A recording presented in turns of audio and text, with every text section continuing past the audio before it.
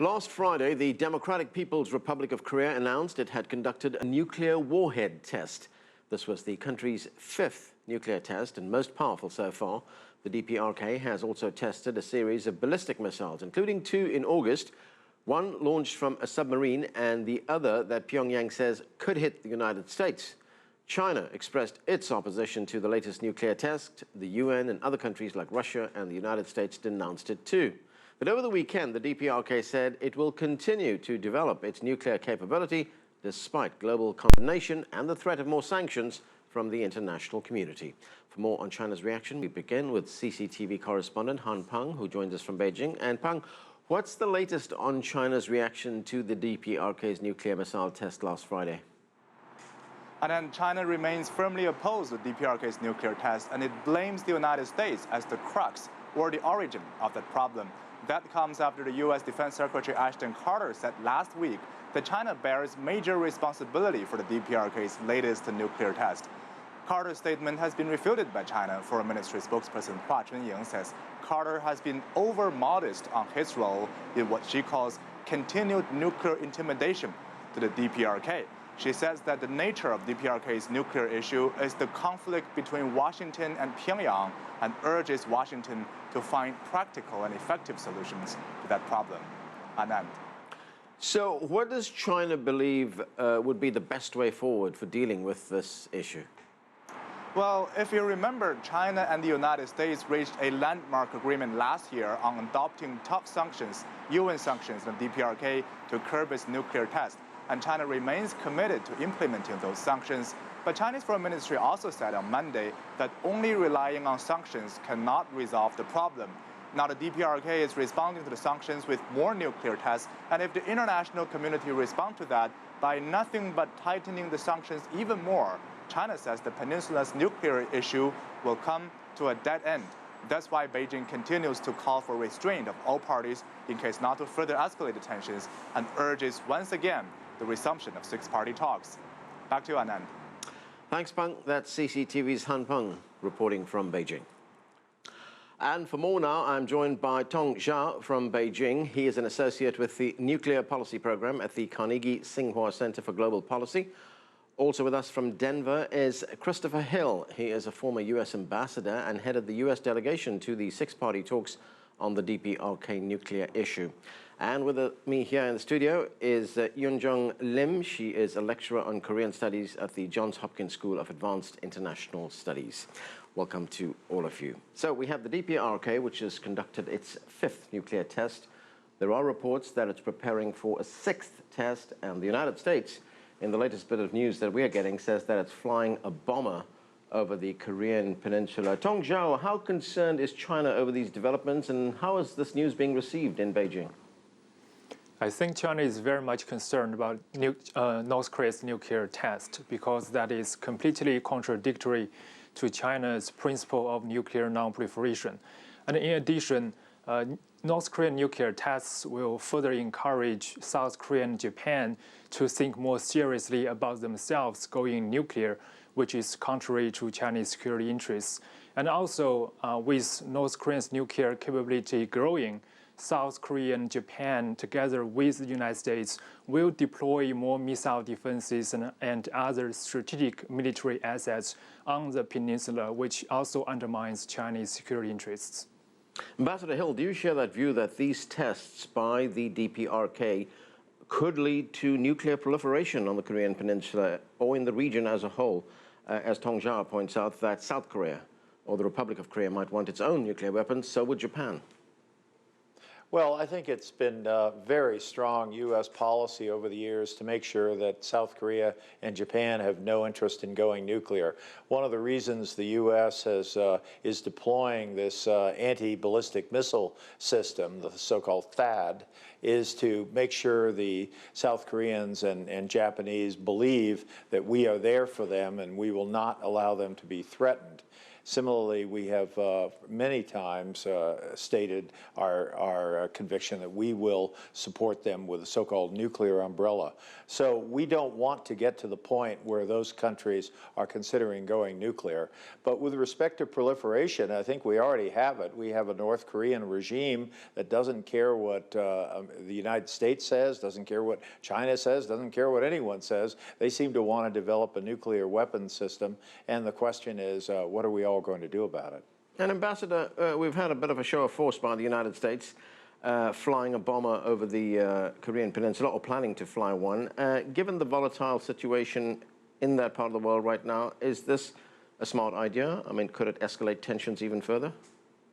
Well, I think what is escalating tensions is a North Korean military testing program that has really picked up the pace in recent months. After all, this is the second nuclear test just this year, and now we have word that there may be a third test just this year. So there's much to be concerned about, and I think what the U.S. is trying to do is reassure its allies that we are watching this carefully and we're prepared to take whatever measure. So I consider it an effort to try to calm down friends and allies in the region and reassure them that the U.S. is very much prepared to deal with this if we have to, even militarily.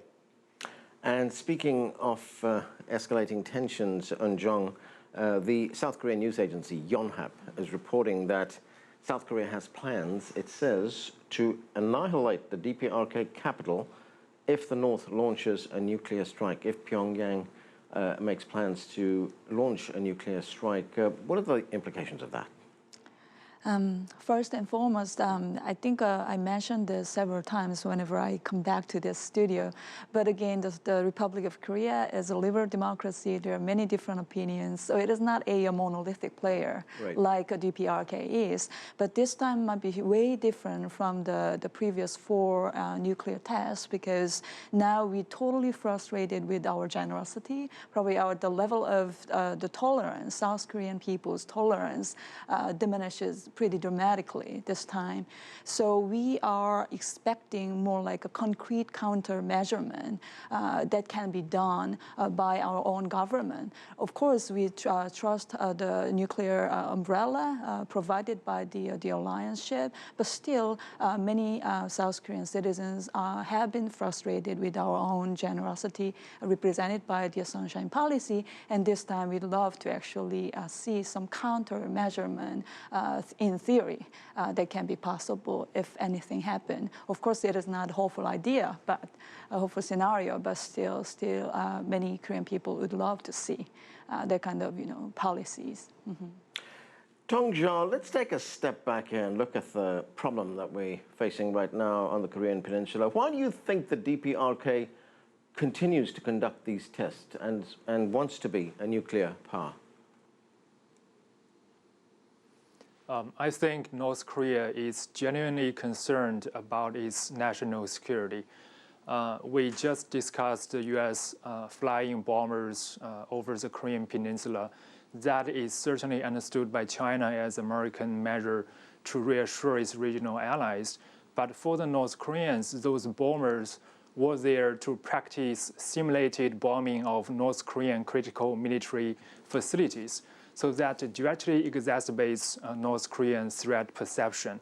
And whenever there is a joint military exercise to the south of the border, there were reports that in Pyongyang we would see a large number of military vehicles parked along the side of the streets of Pyongyang, covered by camouflage nets, which means the North Koreans were really concerned that South Korea and the United States might use those military exercises as a disguise to launch a sudden strike against North Korea.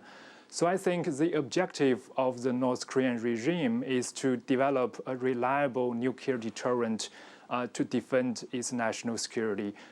It is certainly not interested in launching a sudden nuclear strike out of the blue against South Korea or the United States without being provoked first. Ambassador Hill, what do you make of that? The annual exercises are very necessary because the U.S. has an alliance with South Korea. That alliance is the essence of deterrence, and the purpose of an alliance is to be prepared in a time of war. And so in order to be prepared, you have to have common exercises. My only regret about the exercises is I wish we had them in the spring of 1950. Secondly, this idea that North Korea only needs nuclear weapons to protect itself against aggression. The United States, South Korea, none of these countries has an interest in invading North Korea, unless North Korea uses nuclear weapons or somehow attacks the South. So the United States has no interest in starting a war with North Korea, but it is very important to demonstrate military strength, to demonstrate our capacity, to take very, very strong measures against the North Korean regime that thinks it can attack its neighbors. Eunjung, so far the response to what the DPRK has been doing is to impose sanctions on the DPRK. There's now talk of more sanctions. Is there any evidence that sanctions have worked? As we all know, the UN's Security Council's the latest sanction, 2270, Resolution 2270, has been regarded as the historically toughest ever. But still, many Korean people also at the same time think that there were still rooms, or some people, many people actually are skeptical about whether or not the 2270 was fully, completely implemented. So we assume that there have been some rooms, some niches for North Korea to escape from that kind of Well, the thing is that sanctions. the people who have been most skeptical about this are the people of the DPRK themselves, the leadership there. They are saying that the threat of new sanctions is, to quote them, laughable. So are you asking, whether or not more sanctions should be done? Right. Or again, Korean people, they do have diverse opinions about that. But still, I have to emphasize this: our skepticism or frustration, the level of frustration has been escalating, which means if there is more rooms, to more fully implement the sanction, or if there is any more room, to strengthen the existing sanction. If so, probably many people will support that idea too. Tong Zhao, what is your view on sanctions? Have they worked? Will they work in the future? I think there isn't really much room left for us to impose more sanctions against North Korea. The last UN Security Council resolution already adopted the most comprehensive sanction regime against North Korea, and it hasn't really worked. The only radical step we can take forward in the future is to completely implement a comprehensive economic embargo against North Korea, completely cutting off North Korea from any trade, any economic exchanges with the outside world. However, that option is very dangerous for a few reasons. First of all, that will certainly cause major humanitarian consequences to the general public in North Korea. The major negative impact will be borne by the general public. And secondly, if China chooses to completely cut off North Korea, China will only make itself a direct enemy of North Korea. And if the North Korean regime believing that it is facing a life or death situation, it might very well choose to threaten China directly, even with nuclear weapons. So that is the worst case scenario that China will do everything to avoid. And thirdly, even if we can convince everyone to completely cut off North Korea, there is no guarantee that North Korea, facing economic collapse and even regime collapse, will choose to compromise on nuclear programs. It may very well choose to be more provocative, to embrace more brinksmanship, to be more risk-taking. And how do we deal with that? So I don't think sanctions can really bring us the results we want. Ambassador Hill, Russia has also condemned the nuclear test, but the Russian Foreign Minister Sergei Lavrov says that we need to go back into the six-party talks. There needs to be a more creative way of getting out of this logjam that exists on the Korean Peninsula right now. Well, I think it's worth recalling what we did in the six-party talks, which was the purpose of the six-party talks was to induce the North Koreans to give up their nuclear weapons programs. So the North Koreans said to us, well, we don't have a treaty. We put a treaty on the table. They said, we don't have enough energy. We put energy assistance on the table. They said, we don't have enough economic assistance. We put economic assistance. And they said, we don't have cross-recognition of our state, and we put recognition on the table. We're prepared to put a lot of things on the table, provided the goal remained that North Korea gets out of the nuclear weapons business. We put all these things on the table, and then they seemed to want these things until they didn't want these things, and then they walked away. So I'm not ruling out negotiation. I think the door should always be open to negotiation, but I think we have a body of evidence to suggest that negotiations won't work. So I think it's very important for the U.S. and China, other countries, to get together and to decide what we're going to do. And if we have to take harsher measures, whether in nuclear, whether in military side or sanctions, we need to sit down and have that discussion. I don't think it's fair to China when people in the U.S. say China has to solve this. But at the same time, I don't think it's fair to us when the Chinese either say the U.S. has to solve it or it cannot be solved. We need, I think, a more deliberate, a more serious effort to try to resolve this terrible issue, which is really threatening the peace and security of the region. I think the Chinese thinking is economic sanctions really do not address the root cause of North Korea's nuclear ambition. And in the long term, the only way to really peacefully resolve the overall North Korean problem is still to encourage North Korea to gradually liberalize its economy, to open up, and to become a member of the international community. In that sense, I think we still need to keep the economic ties with North Korea, to keep the channel of communication open.